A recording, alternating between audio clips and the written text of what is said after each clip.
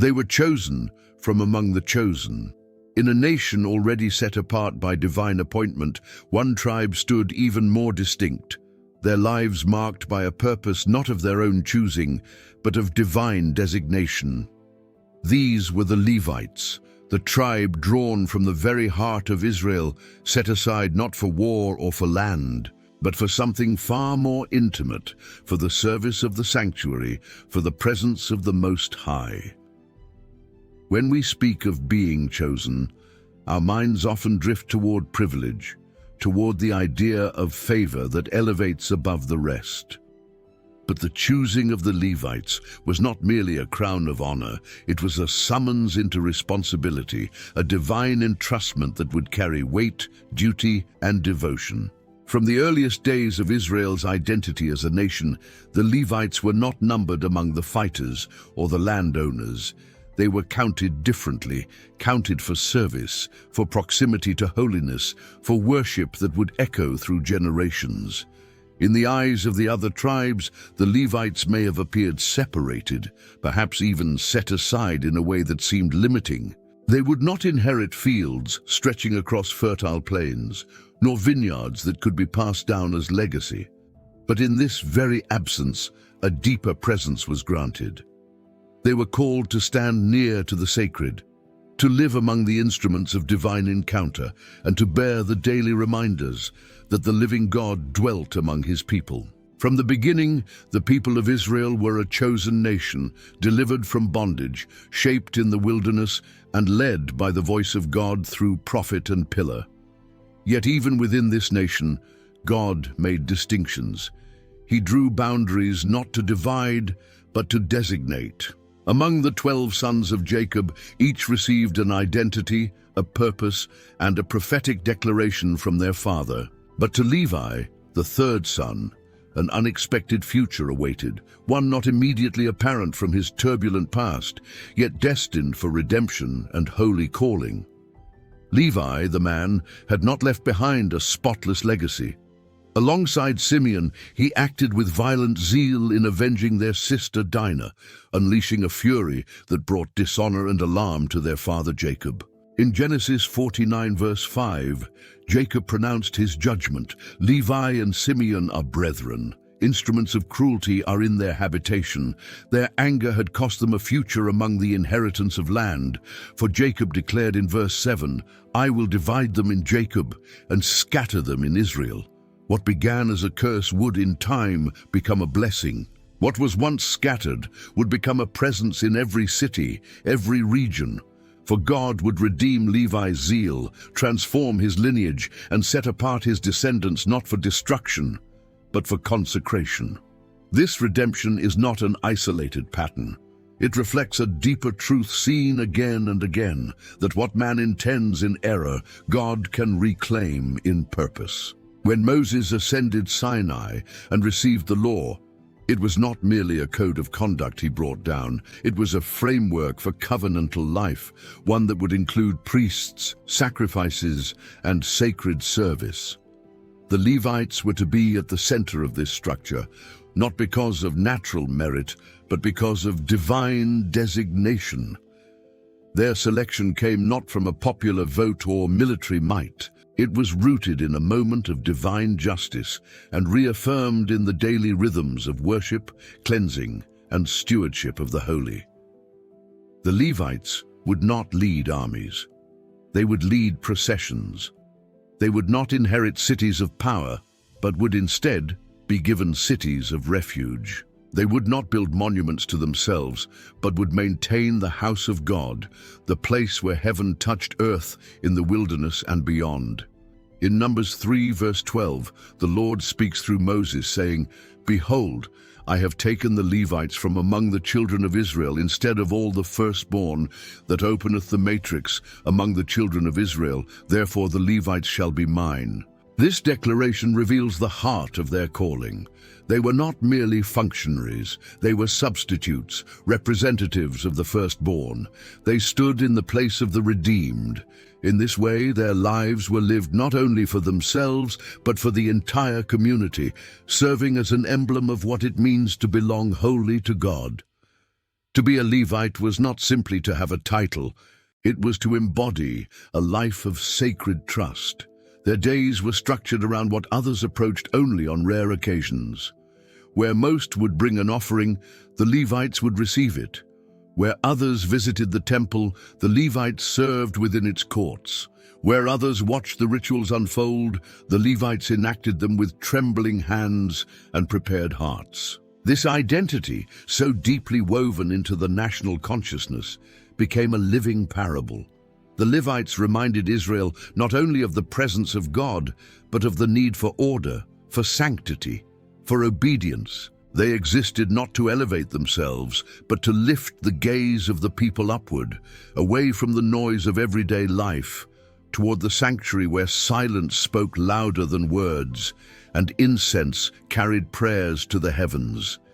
In their music, in their garments, in their silence, the Levites became living signs.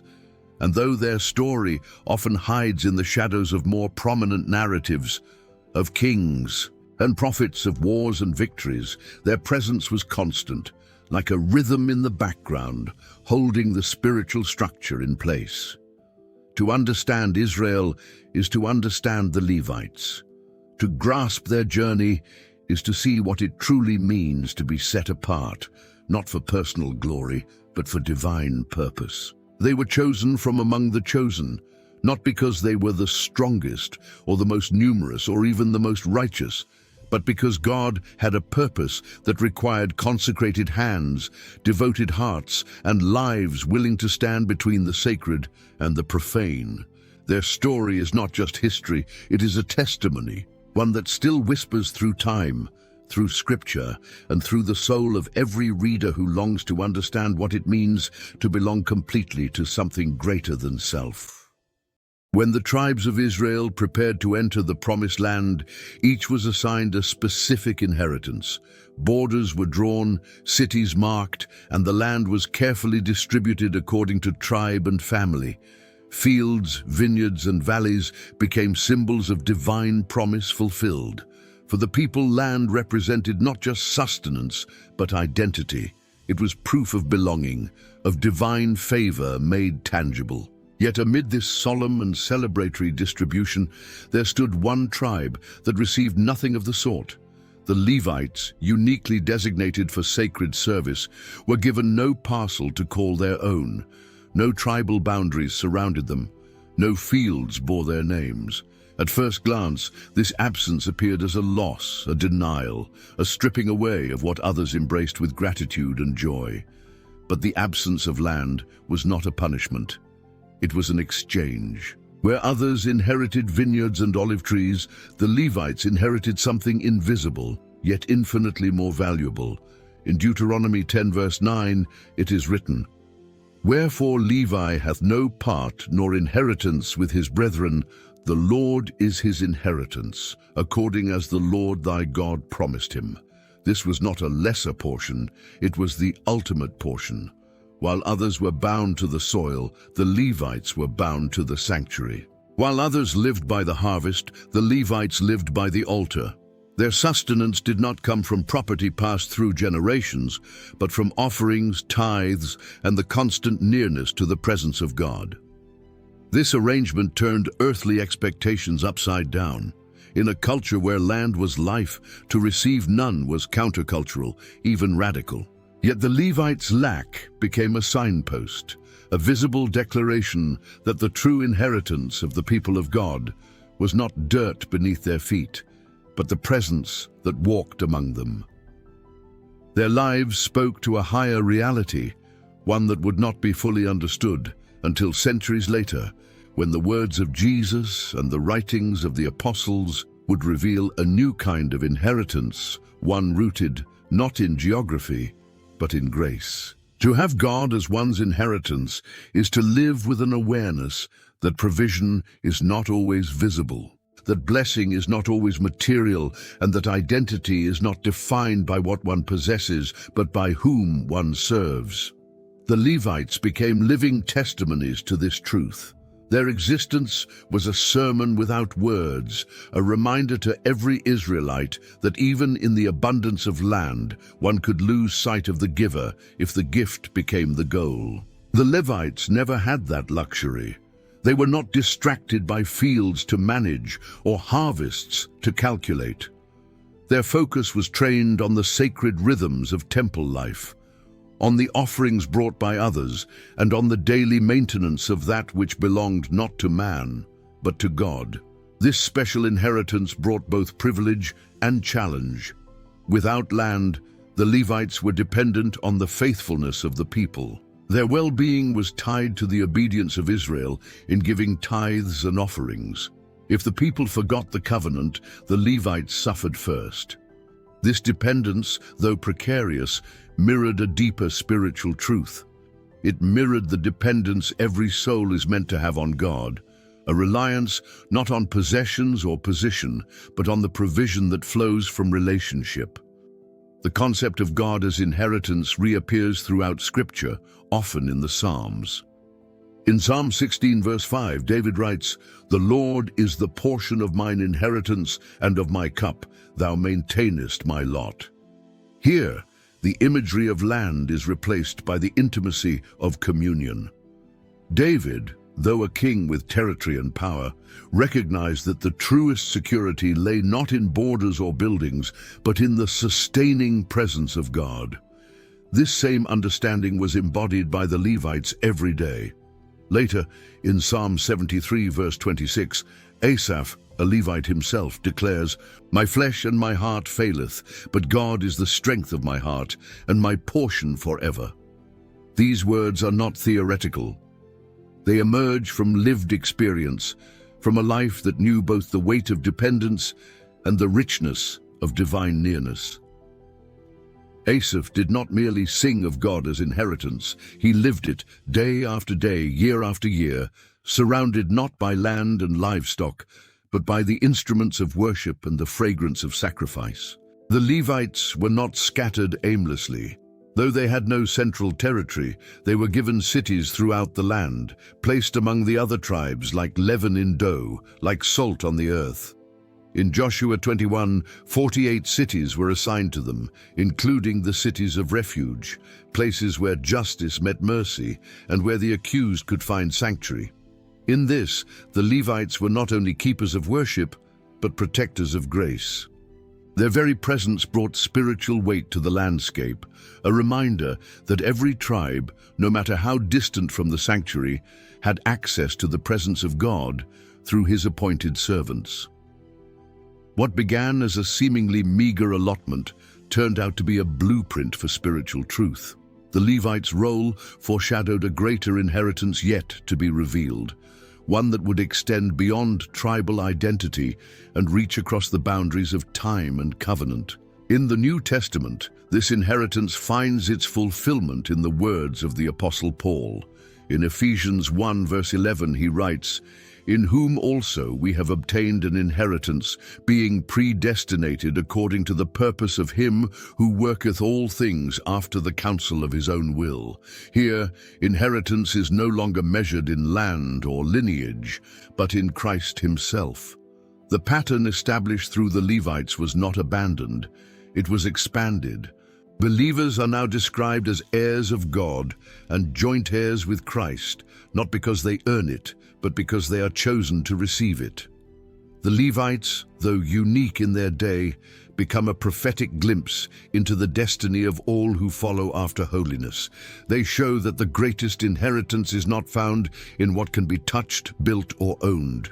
It is found in what cannot be taken away, in communion, in presence, in the quiet certainty that to belong to God is to possess all that matters. Their lack of land was never a loss. It was a lens through which the people could glimpse something eternal. They were entrusted with what others overlooked, a closeness to the sacred, a life tethered not to earth, but to heaven. And in doing so, they bore witness to a truth that still challenges the modern soul, that sometimes the greatest treasures are not found in possessions, but in presence, not in ownership, but in obedience, not in territory, but in trust. When we consider our own spiritual lives, the Levites invite us to ask a deeper question. What do we truly inherit when we walk in covenant with God? Is it comfort, success, recognition? Or is it something far richer, an awareness of the divine, a peace that cannot be explained, a joy that endures through seasons of lack and abundance alike? The Levites answer this not with speeches, but with lives lived in the shadow of the altar, lives that whisper still, "He is enough, He is the portion, and in Him there is no loss." There are moments in history when a single decision alters the course of generations. Not every turning point is marked by thunder or divine fire. Some come wrapped in chaos, in the fracture of trust, in the darkness of human failure. Exodus 32 records one such moment where the story of Israel veers dangerously close to destruction and where the destiny of the Levites is irrevocably shaped by their response to the unthinkable. The scene unfolds at the base of Mount Sinai. Moses has ascended the mountain to receive the commandments, communing with God in the dense cloud that enveloped the summit. Days turn to weeks, and the people below grow restless. In the absence of their leader, fear distorts their memory, and impatience overcomes their faith. They gather around Aaron, Moses' brother, demanding a God they can see, something tangible to worship. Aaron yields to their pressure, collects their gold, and from the melted ornaments of Egypt's spoils crafts a golden calf, a silent idol glimmering in the desert sun, mocking the invisible God who had brought them out of bondage.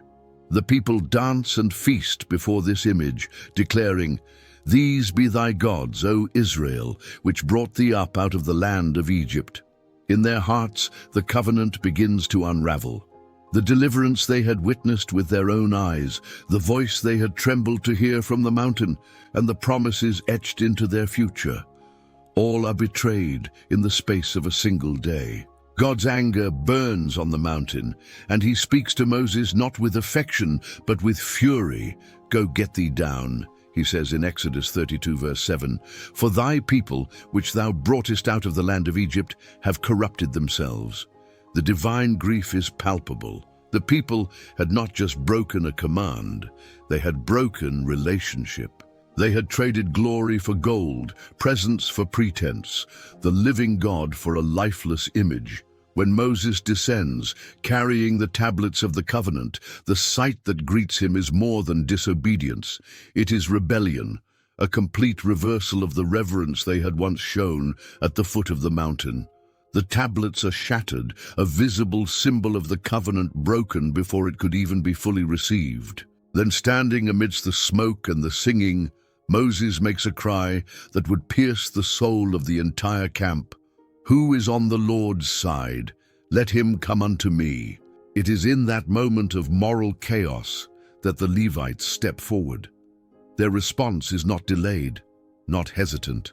They cross the threshold between compromise and consecration, aligning themselves with Moses, and more importantly, with the God who had called the nation into being.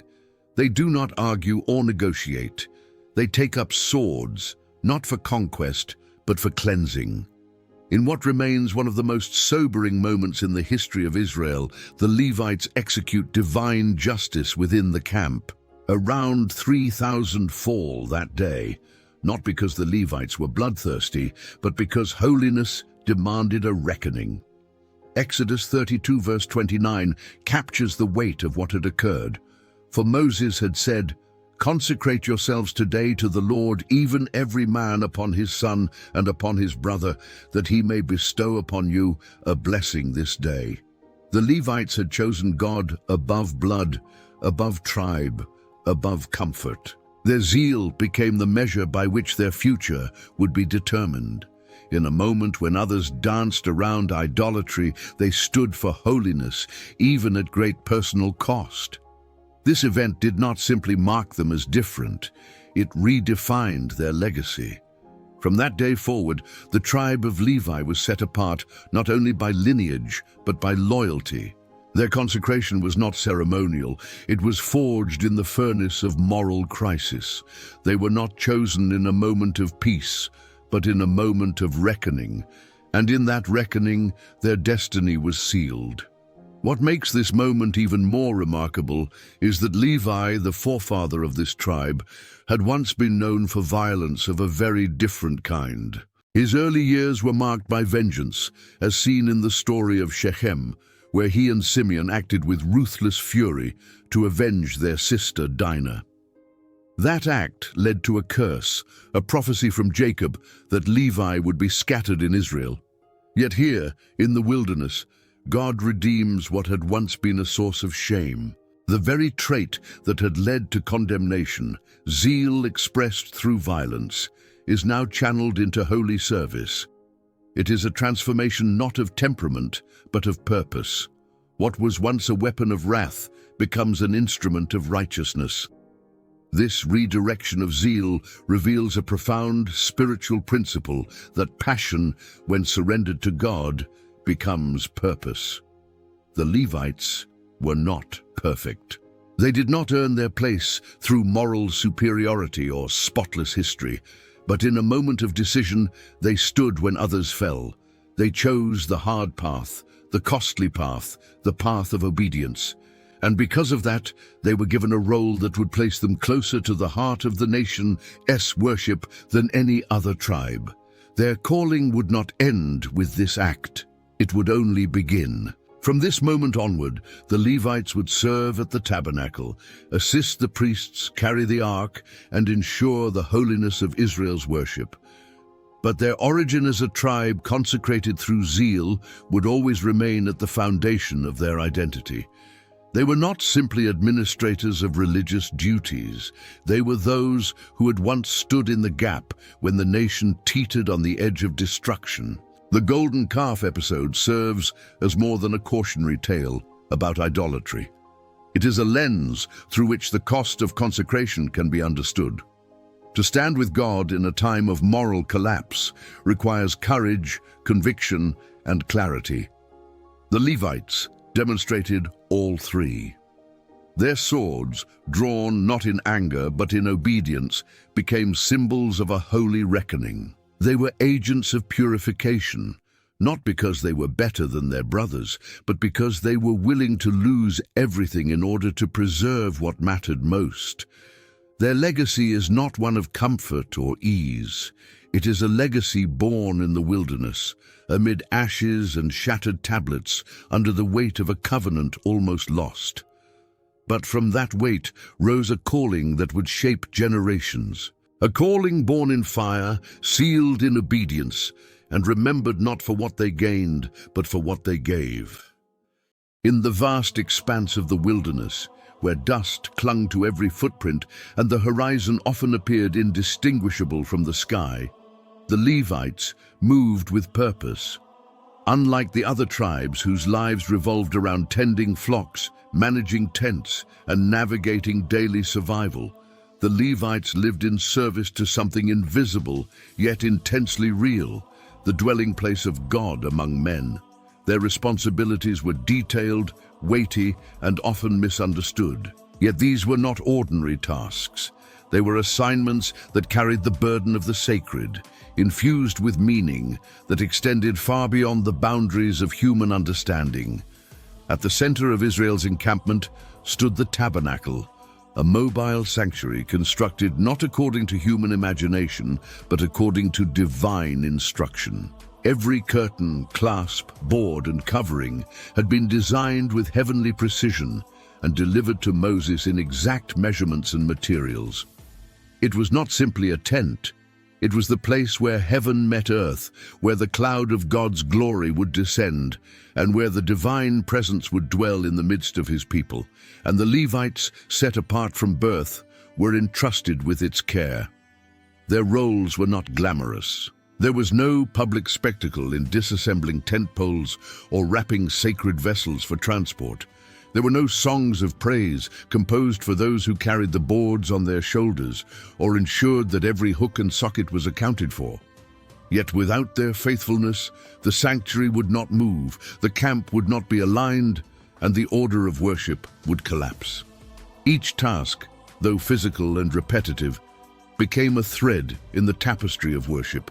By preserving the order and sanctity of the tabernacle, the Levites were not merely performing duties, they were upholding the space where God chose to dwell. The tribe itself was divided into clans, each with a unique function tied to a specific part of the tabernacle. The Gershonites, for instance, were responsible for the curtains, the coverings, the ropes, and all the soft materials of the tent. Their work required delicate handling and reverence, for even these fabrics had been anointed and set apart. The Kohathites, on the other hand, bore the most sacred objects: the Ark of the Covenant, the table of showbread, the menorah, the altars, and the vessels of the sanctuary. But they could not touch these items directly. Instead, the priests would first cover them with specified cloths and skins before the Kohathites could lift them. Even in transit, the holiness of the items remained uncompromised. The Merarites, tasked with the heaviest items, the frames, bases, crossbars, posts, and related hardware, bore the weight of structure itself. Their task was not only laborious, but vital. Without their efforts, the sanctuary could not stand. Each piece, though perhaps unremarkable in appearance, was essential in forming the complete structure where God's presence would dwell. Together, these clans formed a living organism, each part working in harmony to ensure that the sanctuary was not only preserved, but honored in every movement. Beyond transport and assembly, the Levites were also appointed as guardians. They encamped around the tabernacle, forming a living barrier between the sacred and the profane. Their very placement in the camp symbolized their role as protectors of holiness. Unauthorized entry into the tabernacle precincts was not just discouraged, it was fatal. In Numbers 1 verse 51 it is written, "And when the tabernacle setteth forward, the Levites shall take it down, and when the tabernacle is to be pitched, the Levites shall set it up, and the stranger that cometh nigh shall be put to death." These were not idle words. They underscored the gravity of the Levites' calling, a calling that held life and death consequences for both themselves and the people they served. Their vigilance was not rooted in exclusion, but in reverence. To guard the holy was to uphold the boundary where the infinite met the finite. Their presence around the sanctuary reminded the people that God was near, but he was not to be approached casually. There was beauty in his nearness, but also danger in irreverence. The Levites became the mediators of that boundary, ensuring that access to the sacred was governed by order, not impulse. What may seem like mere logistical labor was in truth a spiritual ministry. Every pole lifted, every fabric folded, every station guarded, carried with it the weight of divine intimacy. In their service, the Levites declared that the presence of God was not only holy, but worth preserving with utmost care. Their hands moved with reverence, not merely because they handled sacred objects, but because they understood that these objects were the vessels through which God made himself known. Even the manner in which they were consecrated reflects this deep significance. In Numbers 8, we see that the Levites were not only set apart by birth, but were brought before the Lord for a special ceremony. Their bodies were shaved, a symbol of total purification, and they were offered as a wave offering before the Lord, not in the sense of sacrifice, but as a living representation of complete dedication. They were, in essence, lifted up before the people and before God as those who belonged not to themselves, but to divine purpose. This physical closeness to the sanctuary also shaped their spiritual formation.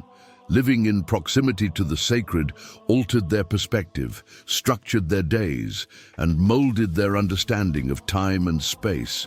When the cloud lifted, they packed the sanctuary and moved with the people. When it settled, they reassembled it with precision. Their lives became attuned to the rhythms of God's movement, responding not to seasons or convenience, but to the signals of divine presence. Over time, their duties extended into teaching and judicial support as they became not only guardians of the holy space, but also of the covenantal law. Their knowledge of the sacred gave them authority in matters that required spiritual discernment. But all of this emerged from their original identity as carriers, not just of objects, but of a presence that could not be contained within wood and fabric. In a world where significance is often measured by visibility, the Levites remind us that the most profound service is often quiet, unseen, and repetitive.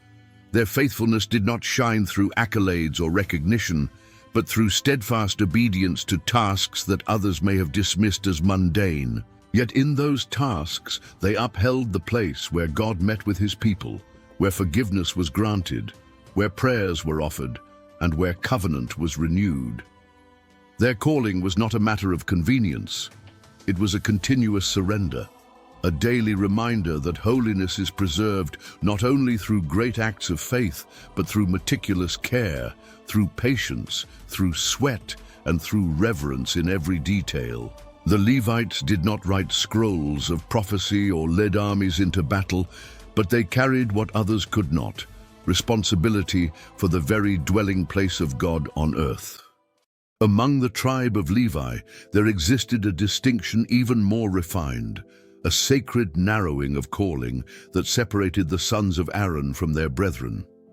While all Levites were entrusted with the duties surrounding the tabernacle, only the descendants of Aaron were ordained to serve as priests standing at the altar, bearing the blood of sacrifice and entering spaces that no other man in Israel could enter.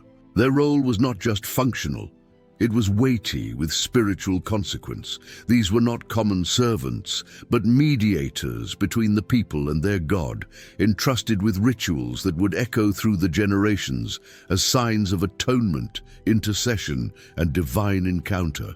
The ordination of Aaron and his sons did not happen in secrecy or haste. It was a public, meticulous, and deeply symbolic ceremony, initiated by divine command and executed with sacred gravity.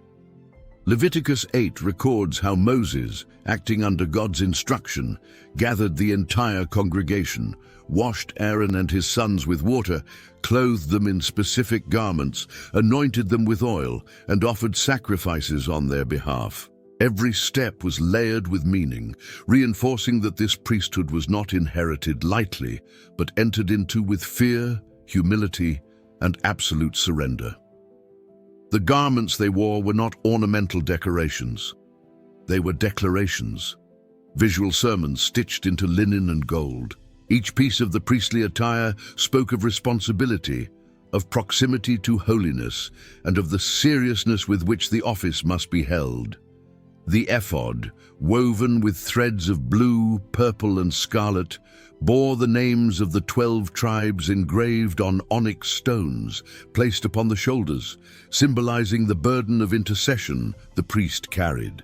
He did not approach the altar as an individual, but as a representative of the entire nation, bearing their names before the Lord.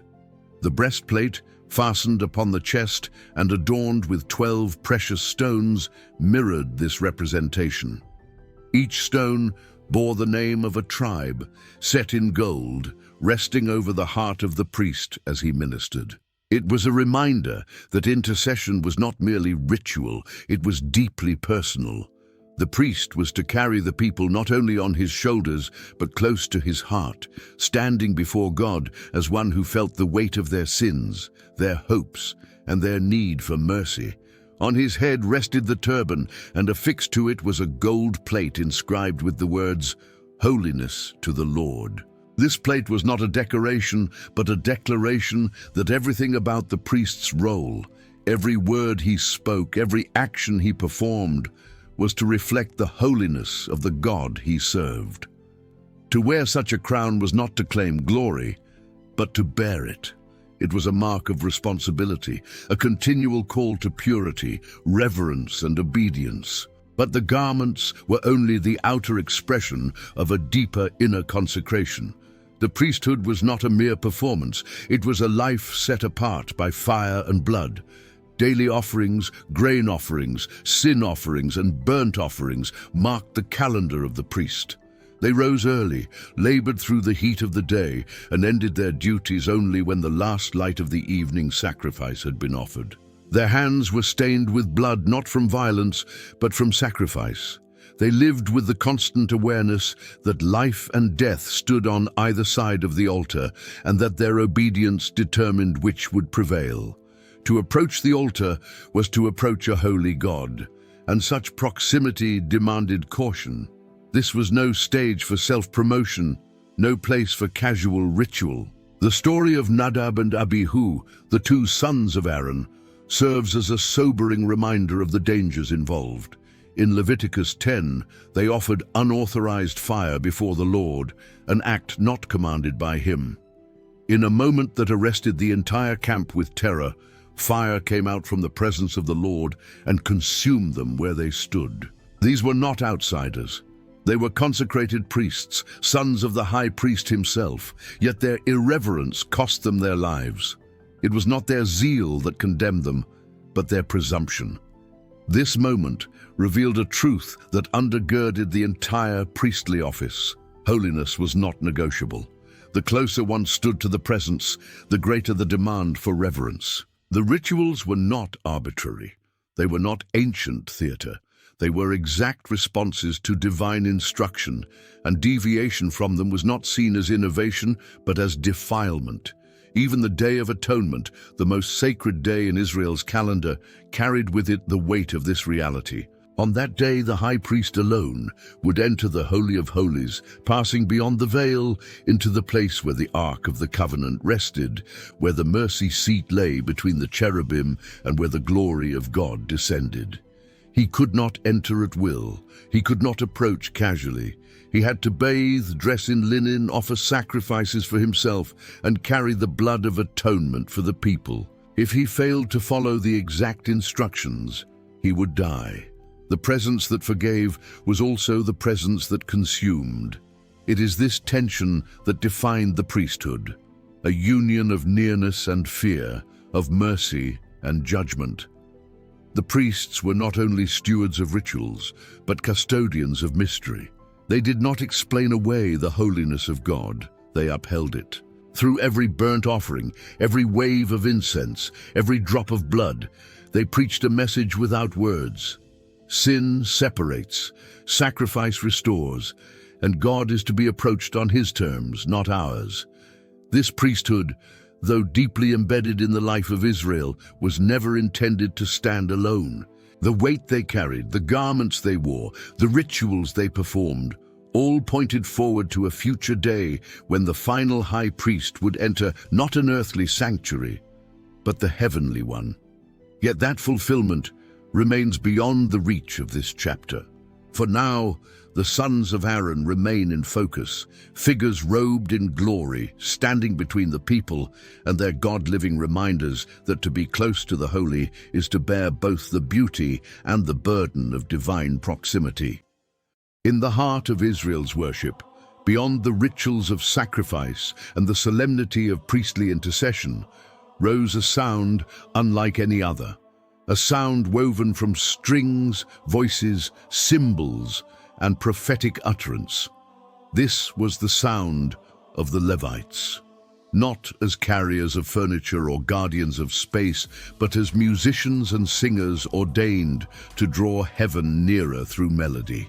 Their role in worship was not secondary or decorative, it was essential, a divine appointment that transformed music from entertainment into spiritual encounter.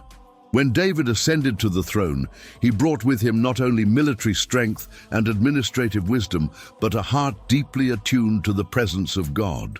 His own life had been shaped in fields of solitude, where harp strings met heaven and psalms poured from a heart trained in worship. As king, David did not treat worship as a private endeavor, but established it as the very foundation of national life.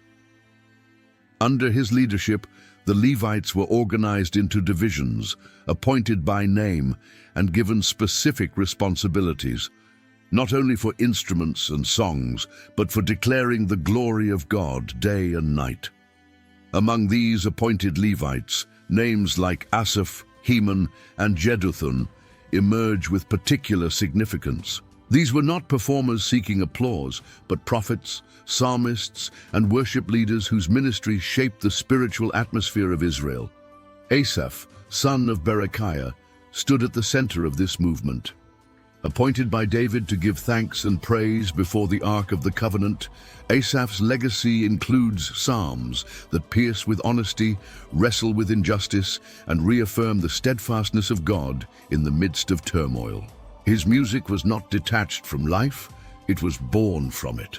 Through him, the Levites learned that worship was not merely celebration. It was a sacred dialogue with heaven, a proclamation of truth in the face of silence and suffering. Heman, the Ezrahite, was also among the chief musicians. Described as the king's seer in matters of God, he blended spiritual insight with musical excellence. His psalms echo with depth and lament, reminding worshippers that praise does not always sound like joy, and that even darkness can be an offering when surrendered in faith. His family, the sons of Heman, were also appointed as musicians, creating a lineage of prophetic praise that extended through generations. What made Levitical worship distinct was its foundation in divine command. This was not innovation for the sake of art, nor cultural adaptation to please the people. It was a sacred response to the presence of God, shaped by the Spirit and ordered according to heavenly patterns. In 1 Chronicles 25 verse 1, David and the captains of the host separated to the service certain of the sons of Asaph and of Heman and of Jeduthun, who should prophesy with harps, with psalteries, and with cymbals. This phrase, prophesy with instruments, captures the essence of their calling. Their music was not mere sound, it was speech, it was intercession, it was spiritual warfare. Worship in Israel was never passive, it was active, intentional, and often combative. When the Levites lifted their voices in praise, it was not to create ambiance, it was to shift the atmosphere, to declare God's rule over chaos, to make known His name in the midst of enemies. Their songs were weapons, their melodies shields, their rhythms marches into battle. This was seen most powerfully in moments when worship preceded warfare. In 2 Chronicles 20, during the reign of Jehoshaphat, the army of Judah marched into battle not with swords raised, but with singers leading the way. The Levites sang, "Praise the Lord, for His mercy endureth forever, and God routed the enemy without a single arrow drawn." Such events were not anomalies, they were illustrations of the power embedded in Levitical worship. The instruments they held were not neutral tools. They were extensions of consecrated lives, sanctified by prayer, preparation, and prophetic vision. Every note struck by their hands carried intention. Every lyric lifted by their voices bore testimony. The temple was not only a place of sacrifice, it was a chamber of sound, a sacred echo chamber where music ascended as incense and descended as transformation. Their ministry was also rooted in consistency. Levitical musicians served in shifts, day and night, ensuring that praise never ceased. This unbroken rhythm mirrored the eternal worship described in heavenly visions, where angels and elders cry holy without end. The Levites embodied this reality on earth. They understood that worship was not an event, but a posture, not a performance, but a calling. In the stillness of the night and the busyness of the morning, their voices rose, proclaiming that God reigns regardless of the hour. Beyond national events and temple rituals, the Levites also ministered during feasts, processions, and moments of personal or communal repentance. Their songs guided the people through every season, rejoicing at the dedication of the temple, lamenting in times of failure, and rejoicing again when the presence of God was restored. Music became a liturgical compass, orienting the hearts of the nation toward the true north of God's sovereignty. Their instruments were not mass-produced nor casually acquired. Harps, lyres, cymbals, and trumpets were crafted with precision, sometimes from materials offered by the people, sanctified for worship. These tools were not to be used outside the sanctuary. They belonged to the Lord. Just as the garments of the priests were set apart, so too were the sounds of the Levites consecrated. When the temple was dedicated in 2 Chronicles 5, the singers and musicians, united in voice and purpose, praised God with such intensity that the glory of the Lord filled the house like a cloud, and the priests could no longer stand to minister. This is the power of holy sound, not because the music was technically perfect, but because the hearts behind it were aligned with heaven. The Levites teach that worship is not a stylistic preference. It is a spiritual act. It involves mind, body, and soul. And when offered in unity, it invites God to dwell more fully among his people. Even the Psalms, many of which were penned or preserved by Levitical hands, bear witness to this legacy. These sacred songs remain with us, breathing across time, connecting ancient sanctuary floors to modern hearts. They carry the voice of a tribe that understood worship not as genre, but as lifeline, not as tradition, but as declaration. In their music, they preserved theology. In their harmonies, they carried memory. And in their silence, they revered mystery. The Levites sang not for entertainment, but for alignment. They played not to impress, but to intercede. They prophesied with melody, offering their very breath as instruments of divine will. In every age, when worship becomes mechanical or routine, their example remains a standard, a reminder that true worship arises from consecrated hearts, and that the sound of heaven is not manufactured, but ministered. The spiritual history of Israel is not a straight ascent, but a pattern marked by faithfulness and failure, devotion and defiance. Like the waxing and waning of tides, the nation moved between moments of profound renewal and devastating decline.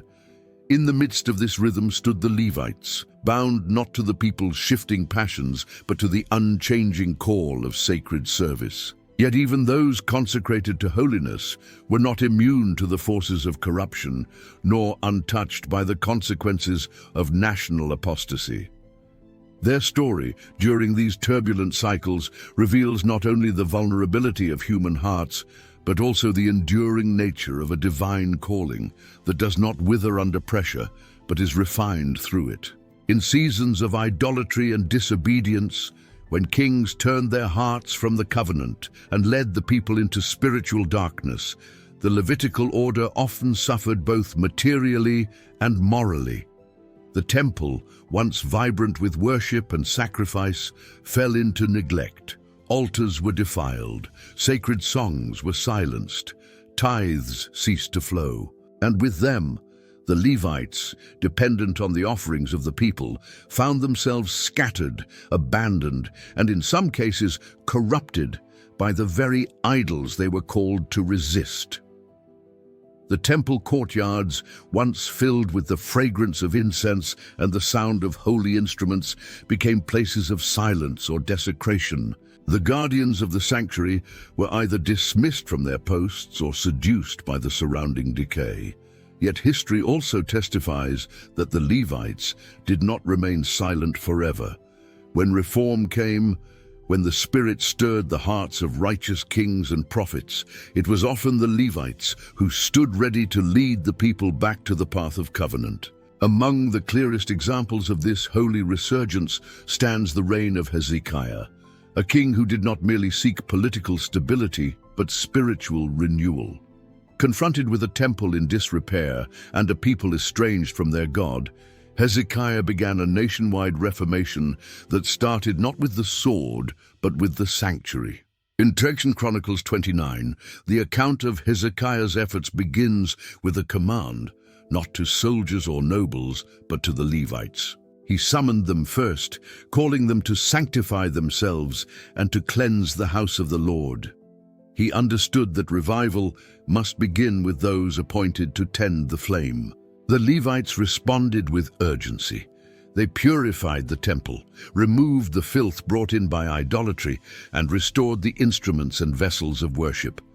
The text records that they rose early and worked diligently, taking 16 days to complete the task. Their faithfulness turned rubble into restoration and silence into song. This moment was not just about ritual, it was a reclamation of identity. In renewing the temple, the Levites reclaimed their role as spiritual leaders. They re-established the daily sacrifices, restored the songs of David, and led the people in worship and repentance. The Passover, long neglected, was celebrated once more with fervor, and the entire assembly, priests, Levites, and lay people alike, joined in a worship that resonated across generations. It was a return not only to practice, but to presence. The Levites, once diminished, became once again the facilitators of national revival. Another profound example unfolds during the reign of Josiah, whose heart burned with a zeal unmatched in his day. When the Book of the Law was rediscovered in the temple, it pierced the conscience of the king, revealing how far Israel had drifted from the covenant. Josiah did not delay. He gathered the people, read the words aloud, and initiated sweeping reforms. Central to this restoration were the Levites. He commanded them to prepare the ark, to organize the sacred vessels, and to resume their roles with honor and reverence. They did not hesitate. 2 Chronicles 35 presents the image of a grand Passover celebration, more extensive than any since the days of Samuel. The Levites were at the heart of it. They slaughtered the lambs, distributed the offerings, arranged the singers, and maintained the rhythm of sacrifice throughout the feast. Their presence gave structure to the spiritual momentum. While kings decreed and prophets warned, the Levites served in quiet constancy, ensuring that the words spoken were translated into acts of worship. But even as revival flames were kindled, they often flickered. After Josiah's death, the nation's heart once again turned toward compromise. The temple, briefly restored, was again neglected, and though some Levites remained steadfast, others faltered, absorbed by the apathy or fear of their generation. In the face of foreign threats and internal corruption, their voices grew faint. The sanctuary became a shell, and the calling of the Levites seemed once more obscured by the dust of national failure. Still, the story does not end in silence. The prophetic books, particularly those of Ezekiel and Jeremiah, often include indictments against priests and Levites who had betrayed their calling. Yet within these same prophecies lies the promise of restoration. A time when the faithful among them would be restored to service, when worship would be purified, and when the covenant would be written not on stone but on the heart. Through every rise and fall, the Levites stood as mirrors to the spiritual condition of the nation. When they thrived, it was often because the people had remembered the holiness of God. When they declined, it was usually because the people had forgotten. Yet even in failure, their calling remained intact. They were never disqualified by history, only refined by it. Their perseverance through cycles of judgment and renewal reveals a deeper truth, that God's gifts and callings are not withdrawn when circumstances shift, but are waiting to be awakened, reawakened, and faithfully stewarded. Their resilience in the face of decay and their readiness when the moment of restoration arrived illustrates the kind of servant leadership that transcends culture, politics, and time. The Levites did not set the national agenda, but they upheld the spiritual foundation without which no revival could stand. In times of darkness, they were often the first to lose their platform, but in times of light, they were the first to rise, carrying again the sacred trust that had been handed to them generations before. When the walls of Jerusalem crumbled and the smoke of the burning temple rose into the heavens, it was not only the city's defenses that had been breached, it was the heart of a nation that had been broken.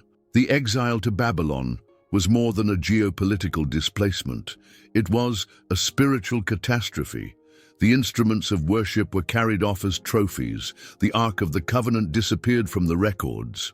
The priests and Levites were stripped not only of their sacred spaces, but of the very structures that defined their ministry. Without the altar, without the sanctuary, without the rhythm of offerings and songs, the core of Israel's worship life seemed to dissolve in the dust of captivity. For the Levites, whose entire existence had revolved around the temple, the exile was particularly devastating. Their roles were not transferable to the palaces of Babylon or the foreign temples of idolatry.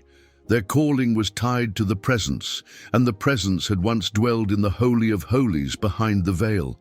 With that space now desecrated and abandoned, the Levites were left with a calling that had no visible form. Their titles held no political power, their garments carried no authority in a foreign land, and their traditions were dismissed by captors who had no regard for the covenant of Israel. What remained was memory, and in memory the ember of identity continued to glow, however faintly. It would be a mistake to assume that the Levites simply faded into historical obscurity during these decades of exile. Though their functions were suspended, their faith endured. In synagogues, gatherings that began to take shape during this period of dispersion, Levites contributed to the reading of the Torah, the preservation of scripture, and the teaching of oral tradition. These gatherings, though not equivalent to the temple, became places of instruction and community, spaces where the covenant was not forgotten. In this way, the Levites transitioned from ministers of ritual to stewards of memory, helping the people hold on to the truth of who they were, even while everything around them had been stripped away. Their resilience was not rooted in position, but in identity. They did not cease to be Levites simply because the altar no longer stood. Their calling was not contingent upon geography. It was tethered to covenant. This unwavering sense of purpose would prove crucial in the days to come, when the tides of exile began to recede and the possibility of return emerged not as a distant dream, but as a concrete reality. When Cyrus, king of Persia, issued the decree allowing the Jewish exiles to return to their land, the response was mixed. Not all chose to leave. Some had built lives in Babylon, comfortable and stable. But among those who returned were Levites, men who understood that their place was not defined by comfort but by calling. In the book of Ezra, a careful account is given of the returnees, and particular attention is paid to the priests and Levites. Their presence was essential for re-establishing worship, for though the land could be rebuilt with stones and timber, the soul of the nation could not be restored without the sacred ministers of old. Upon their return, the work was not glamorous. The temple lay in ruins. The walls were broken. The people were discouraged. Rebuilding was slow and often met with opposition. But the Levites resumed their post with determination. In Ezra 3, when the foundation of the second temple was laid, it was the Levites who were appointed to oversee the construction, and it was they who led the people in worship with cymbals, according to the directions of David, their forefather. The sound that once echoed in Solomon's courts was heard again, not with the grandeur of gold and cedar, but with the joy of faith rekindled. Their efforts were not limited to physical labor or ceremonial guidance. The Levites also became central figures in the spiritual reformation that followed. When Ezra the scribe gathered the people to hear the reading of the law, it was the Levites who stood beside him, explaining the words, translating where necessary, and helping the people understand. In Nehemiah 8, a remarkable moment unfolds. The people stand from morning until midday, listening attentively as the law is read. And it is the Levites who go among the crowd, instructing, clarifying, and guiding hearts back toward the covenant. Their role as interpreters of the sacred bridged the gap between written tradition and living obedience. In these acts, the Levites became more than caretakers of ritual. They emerged as spiritual shepherds. They were not merely preparing sacrifices, but preparing hearts. Their work, once centered around altars and instruments, now expanded to include teaching, leadership, and the shaping of communal identity. They preserved not just the practices of worship, but the very memory of God's dealings with his people. In a generation rising from the ashes of judgment, they reminded the people who they were, and more importantly, whose they were. Even as the second temple rose in the place of the first, the Levites knew that what had been lost could never be entirely recaptured. The Ark of the Covenant, the visible glory cloud, the unmistakable manifestations of divine presence, all of these remained veiled in mystery. The rituals resumed, the sacrifices restarted, but the spiritual weight of the old temple could not be replicated by architecture alone. Still, the Levites pressed forward, understanding that the essence of worship was not in the perfection of form, but in the posture of the heart. Their ministry, stripped of former splendor, became more transparent, more focused, and in many ways, more enduring. The challenges they faced were not only external. Even in the restored Jerusalem, problems emerged. In the latter chapters of Nehemiah, we see that tithes had once again been neglected, and the Levites had returned to their fields just to survive. Nehemiah, in his zeal, rebuked the leaders and restored the order, ensuring that the Levites were brought back into their appointed duties. This tension between calling and survival, between sacred duty and practical need, marked the post-exilic experience of the Levites. But each time they were called back, they returned, not because it was easy, but because the fire had never gone out completely.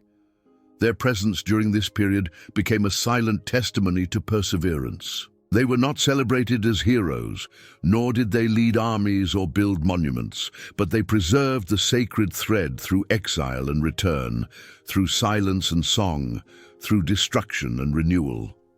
In doing so, they kept the identity of Israel alive, not in land or power, but in remembrance, in worship, and in covenant. The echo of their faithfulness during exile still resounds. When everything tangible is stripped away, what remains is the heart's alignment with the eternal. The Levites, though diminished in visibility, carried this alignment across borders and back again. They served not for recognition, but for remembrance, not for glory, but for truth.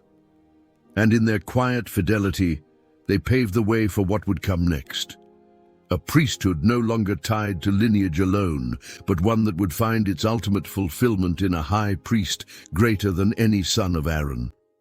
From the time the first sacrifice was laid upon the altar in the wilderness, the Levitical priesthood functioned as a divine accommodation, an appointed system that allowed sinful humanity to approach a holy God without being consumed by his righteousness.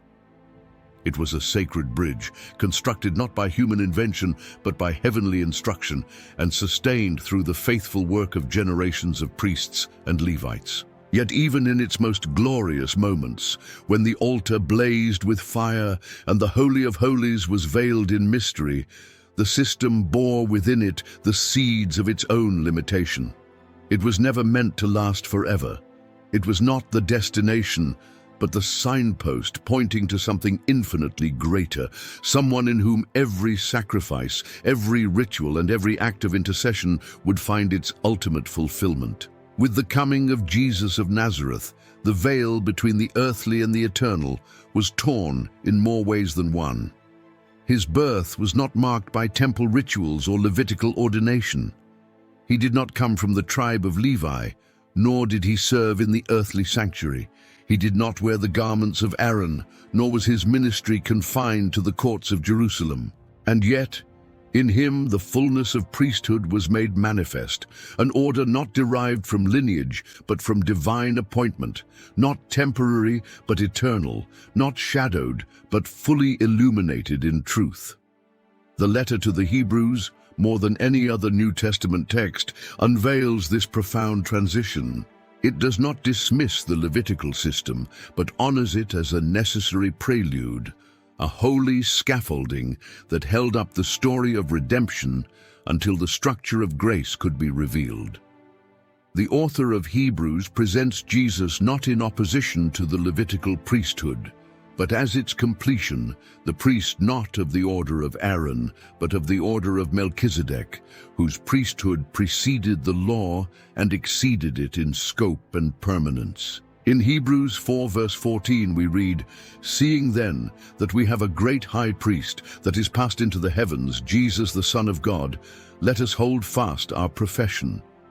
This high priest is not one who enters into a tabernacle made by hands. He enters the true sanctuary, the heavenly one, into the presence of the Father, not year after year, but once for all. His ministry is not marked by repetition, because his offering, his very body and blood, was sufficient to cleanse not only the outward man, but the conscience itself. Unlike the sons of Aaron, who had to offer sacrifices for their own sins before they could intercede for the people, Jesus was sinless. His perfection did not exempt him from suffering, but made his suffering redemptive. As Hebrews 7 verse 26 declares, "For such an high priest became us, who is holy, harmless, undefiled, separate from sinners, and made higher than the heavens." He did not simply bear the symbols of holiness, he embodied it. His life was not merely devoted to God, it was the very expression of God's will on earth. The Levitical sacrifices were continual, day after day, season after season. They covered sin, but they could not remove it. The blood of bulls and goats, though commanded, was never the final answer to the problem of the human heart. But Christ, by one offering, perfected forever those who are being sanctified. In Hebrews 10 verse 11, the contrast is made explicit. "And every priest standeth daily ministering and offering oftentimes the same sacrifices, which can never take away sins. But this man, after he had offered one sacrifice for sins forever, sat down on the right hand of God." The seated posture of Christ signifies completion. The work of atonement is not ongoing, it is finished. The veil has been torn, not temporarily lifted, and access to the Father is now granted not through ritual, but through relationship, by the blood of the everlasting covenant. The priesthood of Christ is also marked by unbroken continuity. Earthly priests lived and died. Their ministry was always interrupted by mortality. But Jesus, because he continues forever, has an unchangeable priesthood. Hebrews 7 verse 25 states, "Wherefore he is able also to save them to the uttermost that come unto God by him, seeing he ever liveth to make intercession for them." This intercession is not a mechanical duty, but a perpetual expression of his love. The scars on his hands are not reminders of death, but proclamations of life. Every prayer, every sigh, every cry of the believer rises through him, and in him finds a response. Though Christ did not enter the Levitical priesthood, he fulfilled its deepest longings. He became the Lamb of God, the once-for-all offering that ended the need for further sacrifice.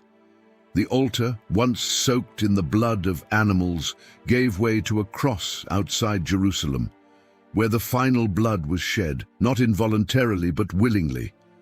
His death was not a tragedy, it was a triumph, for it did not signal defeat, but inaugurated a new covenant, one that writes the law upon hearts, instead of stone tablets, one that cleanses from within and grants direct access to the throne of grace. The garments of Aaron, with their beauty and significance, gave dignity to the office of the priest. But Christ's priesthood needed no outward adornment.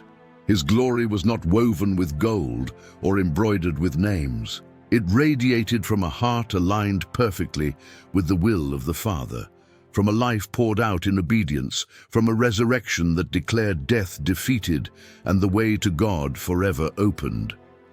He carries the names of his people not on his shoulders or breastplate, but in the wounds that speak more powerfully than any ritual, wounds that intercede, that reconcile, that redeem. In understanding Christ's priesthood, the Levitical shadow becomes a treasure, not because it was complete in itself, but because it pointed beyond itself to the one who was to come.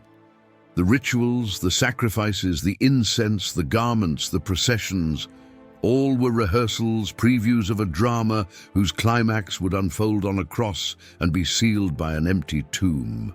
The Levites and priests, faithful in their generations, kept the door open for this revelation. Their service was not in vain, it was preparation. Today, the priesthood is no longer confined to a tribe, a lineage, or a temple. It is embodied in Jesus, the great high priest who knows our weakness, who walks with us in suffering, and who brings us near to the Father without fear. He is both priest and sacrifice, both mediator and message. In him, the holy and the human are reconciled, and through him, the promise once wrapped in rituals is now unwrapped in grace.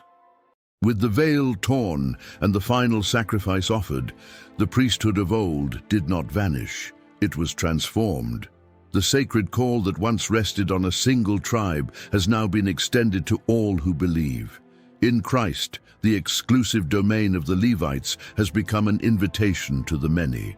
The shadow has given way to substance, and what once could only be approached through lineage and law can now be embraced through grace and faith.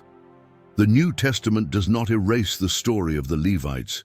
It reframes it, revealing that their calling was not merely historical, but prophetic. Their devotion, their intercession, their worship, it was all pointing forward to a day when every follower of Christ would be called to carry what they once alone upheld. In 1 Peter 2 verse 9, the apostle speaks with clarity and authority, declaring, "But ye are a chosen generation, a royal priesthood, a holy nation, a peculiar people." These words are not symbolic encouragement. They are a redefinition of identity. Every believer, regardless of background or status, is now invited to step into the legacy the Levites once bore. No longer limited by bloodline or birthright, the priesthood has been opened to those reborn by the Spirit, those washed not by ceremonial water, but by the living word. It is not a lesser calling. It is the very fulfillment of what was foreshadowed in Tabernacle and Temple. This new priesthood is royal, not because it rules from thrones, but because it serves in the authority of the King. It is priestly, not because it wears robes or enters sanctuaries made of stone, but because it offers up spiritual sacrifices, acts of love, prayers of intercession, lives of obedience that rise before God as incense.